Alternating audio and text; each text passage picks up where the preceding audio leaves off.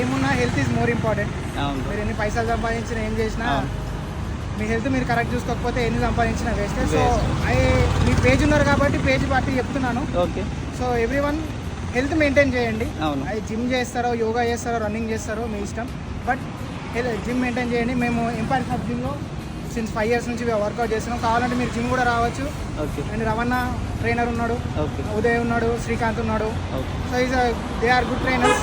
మీరు వచ్చి జాయిన్ కావచ్చు. అండ్ సురేందర్ అన్న ఈజ్ ఆల్సో 40+ ఏజ్ ఉన్నది.